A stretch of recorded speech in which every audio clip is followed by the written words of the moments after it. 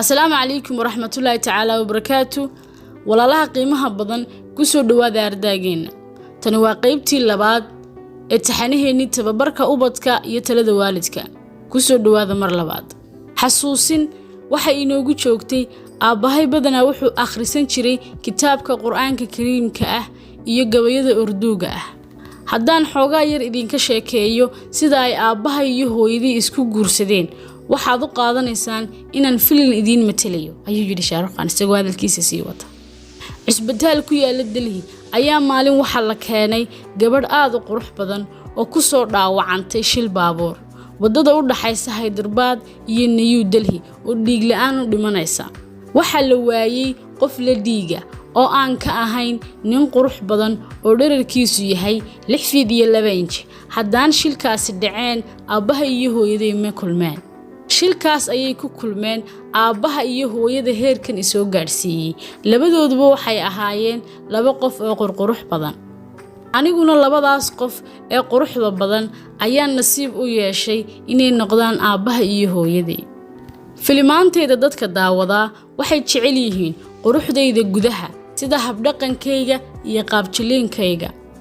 laakiin ma oga habdhaqankaas wanaagsan inay u sabab yihiin waalid iga sii habdhaqan wanaagsanaa aniga waxaan xasuustaa markii la igeeyay dugsiga St Columbus High School maadada aan ugu liitay waqtigaas iyo haddaba waxay ahayd xisaabta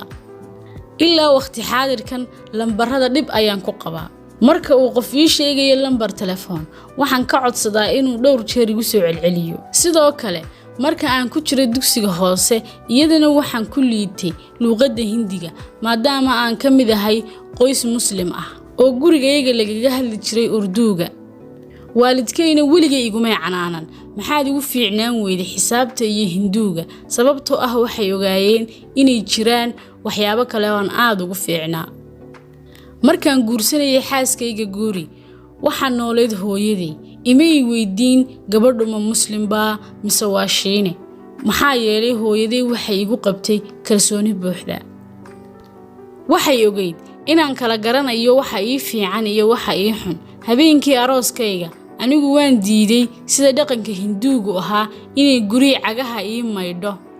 maxaa yeelay sidoo aabahay u qadarin jiray hooyadii Fatima ayaan aniguna u qadariyaa dumarka aabahay wuxuu markasta igu dardaari jiray inaan xushmeeyo dumarka Mumbai waxa aan tagay anigoo aan leeyga aqoon jeebkaygana shilin ku jirin hase yeeshee dhowr musalsal ku soo matalay Delhi Mumbai waxa igu soo dhaweeyay nin la dhaho Casiis Mirsa oo aabe oo kale ii noqday abaal weyn waan u hayaa maadaama aabahay igu oran jiray qofka abaal ku gala adigoo dhibaataysan ha ilaawin adigoo barwaaqaysan waxa aan xayeysiyaa wax walba sida baabuurta Hyundai ilaa iyo saabuunta lagu maydho hase yeeshee ma xayeysiyo sigaarka iyo khamriga waayo waxaan ka baqaa waalidkay inay qabriga iga soo habaaraan waxa jirta gabadh ila dhalatay magaceedana waxa la yiraahdaa Shahnaas walaashay Shahnaas waxay weliga ii ahayd tusaale wanaagsan oo aan raaco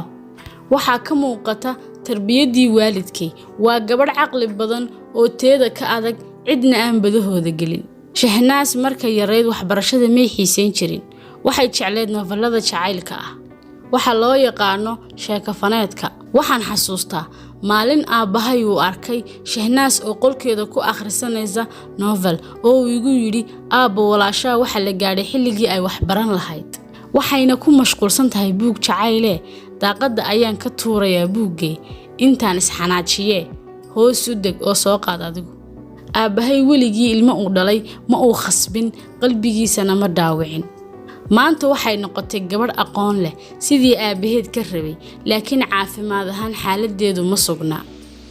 geeridii aabba iyo hooyo ayay ka qaaday murugo qoto dheer depression taasoo saameyn ku yeelatay xaaladeeda nafsiyeed aniga iyo xaaskaygu waxaan u daryeelnaa sida ubadkayga si ka karaamo badan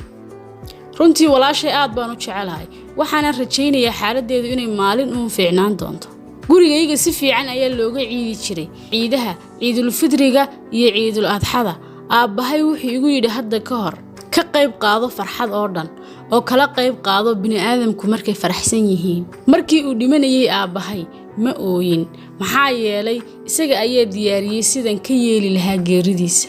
laakiin markii ay hooyaday ku dhimatay dhabtayda waan ooyay